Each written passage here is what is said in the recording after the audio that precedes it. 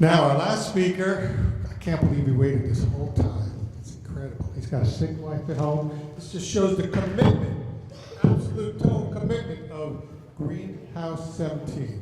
They have renamed themselves, and these, boy, I've been out to the ranch. The ranch out there is probably 10 minutes away. They're doing some incredible, incredible work. Please, let me introduce Scott. Hello. How am I supposed to follow Miss Frida? That was kind of difficult. One thing I want to point out, all the adults are gone. They've all left. The only ones that are here are the ones that are giving you rides later. And that's kind of a bad thing. Okay, here's what I do just real quick. And I have to apologize for my voice. I coached a soccer game this morning and I played linebacker, so I'm a little yelly. And so my voice is kind of gone a little bit. But I work at Greenhouse 17. It's a domestic violence shelter. Okay, it's a place where families come and they stay when they're fleeing violent homes. Okay, in general, it's usually the father or the boyfriend who is being abusive towards the mother or the girlfriend. But we are starting to see some changes in gender dynamics, but not really enough to talk about. So when I talk about things today, I will say men when I'm talking about perpetrators, or women when I'm talking about survivors. My job out there is I work with kids. This is my crew right here. Okay, this is my wheelhouse. This is who I work with, and really, it's the best place to be, because most of the folks that are older than you, the ones that have left, we're already kind of hardened in what we believe. We're already kind of convinced of how we're going to live. Okay, but you guys still have a little bit of flexibility. And as far as the future goes, if we're going to do anything, we need to work with you guys and change how you guys are doing things. And let me tell you why that's important. Domestic violence, it's about power. Okay, it's not about anger. It's not about being mad or being drunk or anything like that. It's really about power, and it's about one person asserting power over somebody else. Okay, that's it. Okay, it can look very different. A lot of us hear domestic violence and we think of hitting or punching or choking. There's a lot of different ways to control people. Okay, when they start looking at numbers of women who are abused, it's 1 in 3. 1 in 3 women in the course of their lifetime will become the victim of domestic violence. That's massive. Okay, that's staggering. That's just half of the population too. When you look at some of the other social programs, I wish Brandon was here to kind of talk about this kind of stuff, but when you look at some of the other social problems that the government spends billions of dollars on, like say addiction and the war on drugs, 1 in 10 people across both genders will have a problem with drugs or alcohol in the course of their lifetime in this country. Okay, it seems to me that there needs to be more of a focus on women who are being abused in their homes. Okay, now, just historically, so that you understand what I'm talking about, is where this abuse of power has come from, because I would imagine Doug's going to come up and ask, okay, well, who's to blame? How are we going to fix this? You know, because it's already happened 6 times before, and I believe that it will happen again. There's not really a fix in that way. Okay, there's not really somebody to blame. We're all to blame. And the reason that we're all to blame is because we all live inside of a society that accepts these kind of behaviors. It's just been in the last 80 years or so that women have even had rights. You know, we've been around as a species, whether you believe it's 6,000 years ago or 40,000 years ago. We've been around as a species for a long time. And during that entire time, men have been in control. Okay, and it's really important to point out too, a lot of people have talked about heritage and the importance of getting in touch with the past and all that kind of stuff. Here's something you can't forget, okay? Everything that has happened in the past is prelude to right now. Okay, that means good, bad, or indifferent. It had to happen. Okay, and a big mistake that adults make all the time, and we do it, and I've done it myself. And I would look older if I had longer hair, it's gray and everything. But the problem that we do, the thing we do all the time is we always harp back on the good old days. Oh, remember when we were able to do this and we could control this and we could do all that kind of crap? You can't. We can't do that. If there's anything that separates us as a species from the rest of the animal kingdom, it is our adaptability. That's why we're still around. We have to adapt to the changing times. It's not up to us to blame the kids for what they're doing and the situation that they're in. It's up to us to adapt as adults. Okay, and be adult about the situation and change what we do. Okay, not change the kids and what they're going to be who they're going to be. And they are the result of the decisions that we make. They're the result of the input that we put into them. Okay, and I have notes over here to keep me on task within this 20-minute period, and we're just going to leave them over there because I'm going to go off in different directions, and I apologize. That's just what I do for a living, because I'm like a big kid, and I go, anyway, we can't do that as adults. Okay, we have to look back and see that everything that we've done up to this point, whether we think it's the right way or the wrong way, has led to today. And if today we're not satisfied with the state we're in, we got to do something different. We have to do things different. What I think in regards to changing up domestic violence and gender dynamics, we have to raise boys and girls differently. Okay, everything that we feed girls and boys from the time that they're born, put them into certain roles. Okay, and you don't even need to go any further than Walmart to prove this point. You walk in the front door, you see the giant toy section in the back. It's like 3 stories high. All the girls' toys are pink and fluffy. All the boys' toys are blue and tough. Okay, we put boys into these domineering roles. Well, you got to have this gun, you got to have this soccer ball, you got to have this football, and you got to take control, young man. And then we take the girls over to the girls section and say, well, you got to be able to use this easy bake oven, you got to be able to feed this kid a bottle, and you got to be able to change a diaper and be really submissive. Okay, we put men into domineering roles and women into submissive roles, and we're confused as to why one gender is dominant over the other. Okay, it's crazy to me. The math doesn't add up. So what do we have to do? If we're going to change the way we do things, we have to change the way that we raise our children. Okay, we adults, this is us, the adults taking accountability for what we're doing. Okay, and I don't even have to get mad at my parents. I don't even have to say they're all crazy in what they do. But what I have to do is take responsibility for myself. I can change. Okay, I can change the way that I do things. I can instill these messages to my child. And really, and I appreciate everybody's initiatives and everything that was going on around here. But kids, they don't necessarily need a dad or a mom. What they need is solid adults. Okay, solid adults in their life. I've been doing this work for about 20 years. Okay, and I cut my professional teeth in group homes on the Eastern Shore of Maryland. All right, all of our kids came from the inner city of Baltimore and DC. Okay, all of them came from there. None of them had parents. A couple of them did, but it was pretty rare. Okay, but they ended up having some solid adults in their life, and they ended up being able to make some changes in their life. And the reason they could, and this is my whole thing at work, what I want to do at work when kids are coming to where I work to live for a little while, we try to create this therapeutic environment. And a therapeutic environment is one where a child feels safe and secure. I believe safety and security was brought up earlier, thank you very much. Not too much is more important than that. Okay, but when that safety and security happens, okay, then kids can be kids. They can grow up a little bit. I mean, it's something special to see 12, 13, 14-year-old gangbangers who have probably killed people and supported their families through dealing drugs, like these tough kids from North Wolf Street in Baltimore. It's something special to see them relax and run around the hallway before bedtime, upstairs, playing tag and giggling like a bunch of little kids. They never got to do that. Some of that stuff we take for granted. But to see that transformation happen for those kids. And it only did because at some point they started feeling comfortable with where they were. They knew that the adults that were in their life at that moment loved them and didn't judge them and weren't there to shame them. You know, so when I hear about adults talking about, yeah, we got to take control back over kids, the only thing that rings in my head is, man, that sounds a lot like domestic violence. It does, because that's what control is. I've got a kid. I don't need to control him. I need to show him what it's like to be in control. It's a big difference. Okay? I don't need to physically put him where he needs to go. Okay? I need to show him where he needs to go. Okay? And I need to raise a young person who's smart enough to make a good decision, or to at least make his own decision. Okay? That's what's really important.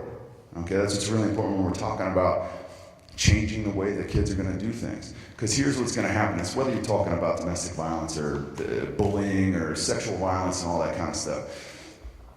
When things change, it's because there's been this critical mass of people making a change. And these cultural changes, although they sound very crazy, and I can't believe I'm going to start this big, huge thing, they happen all the time. Cultural changes happen every day. When I was 12, our pants were very tight. And then as I got into high school, our pants just got a little bit looser. Okay, and then as I got into college, the pants started to fall down, but they were still loose. And now what I'm starting to notice is the pants are starting to get tighter. They're still down a little bit, but they're coming back around. That's a cultural change. How do I know it's a cultural change? Because everybody's doing it. They're not thinking much about it. They're just like, I need to be a part of this. Okay, so the hook is, for the future, if we're going to make a change, it's got to start here. And it just takes a few of you, okay, a few influential young people to start changing the way that people do things as they grow up, okay, and as they move forward. And once you get a critical mass of people moving in the right direction, you have cultural change and you end violence, essentially.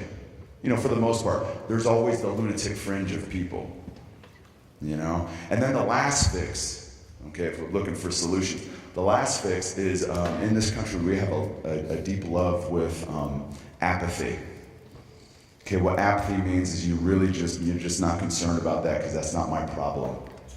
Okay, that has to end. Okay, we can spot evil people from across the street. We all know what they look like.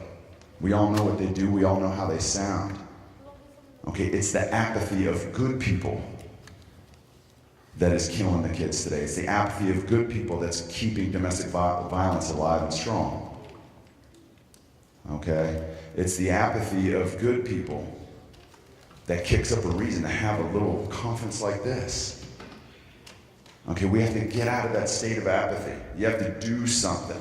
You know, when people talk about moving forward, you know, I've heard there's a lot of church in this room, or at least there was before they all left, but there's a lot of church still in this room. Okay, and one thing that has always stuck with me from a very young age is faith without works is dead.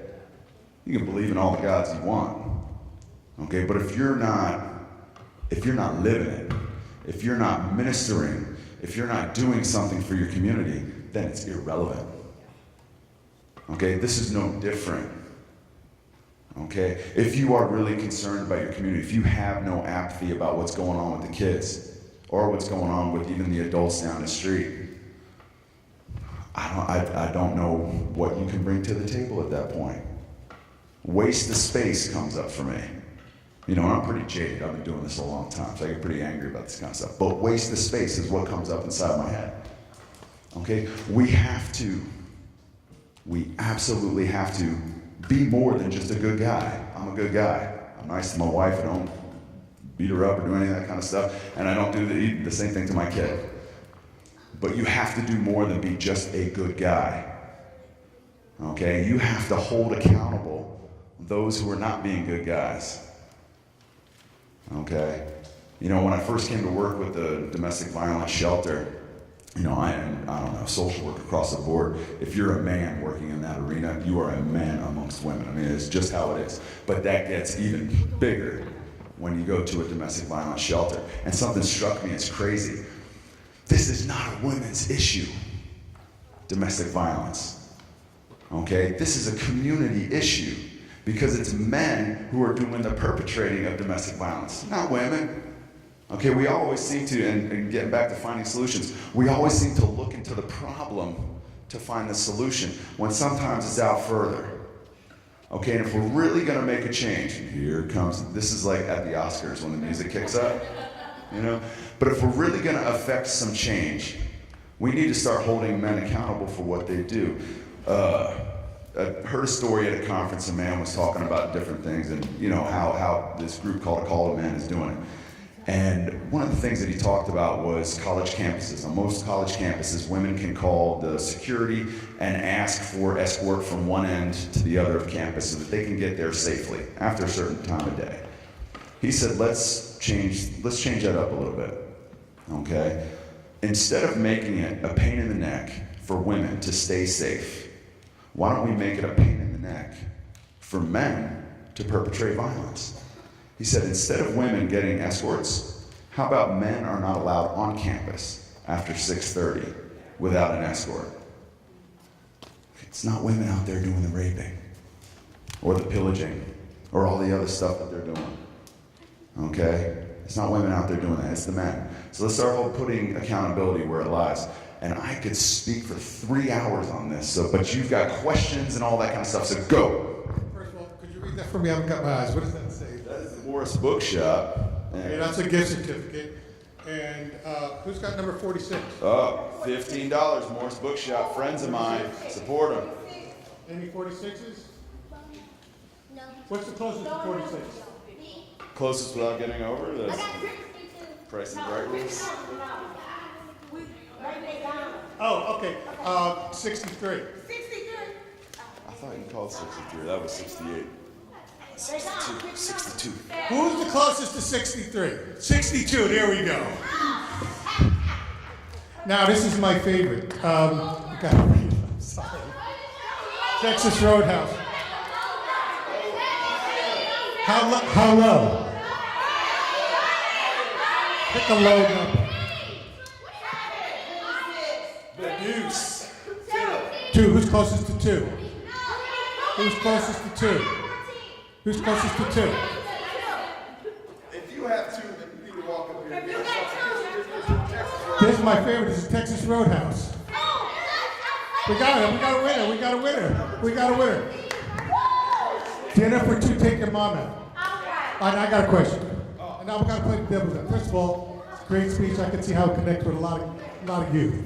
So I'm going to put you first next time. But I'm going to play the devil's advocate. It's all our fault. I think that's what you said, right? But then you said it's kind of like a man's world. It is. So then how is it everybody's fault? Because everybody continues to play their role.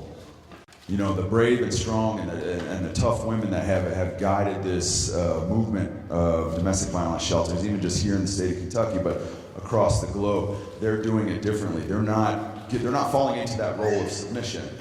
They refuse. They put their lives on the line to not be in that. So absolutely, it's when you continue to fall into the role. It was said earlier too, I think, you know, it's real easy to kind of fall back into some of that old behavior because that's what you're expected to do. So that's the difference. It's everybody, and by everybody I don't mean, oh, Doug, it's your fault, but you live in a society that supports this notion. So if you are not moving in a direction to disassemble the issue that's there, then you're complicit. I could debate this with you for like an hour. Whose fault is it? Who's the solution? Oh, I'm sorry.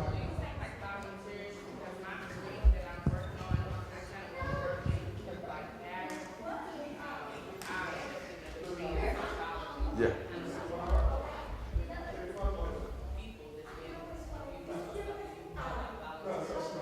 Yes, we do.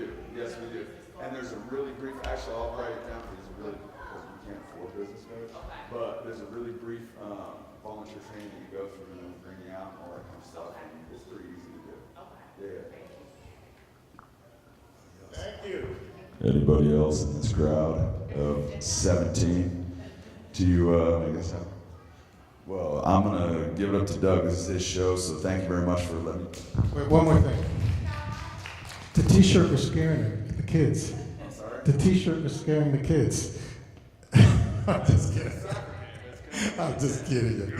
Thank you for coming, and thank you for waiting. I don't know what to say. I mean, it was worth it. That's all I got to say. It was worth it. Thank you. Come on back next month.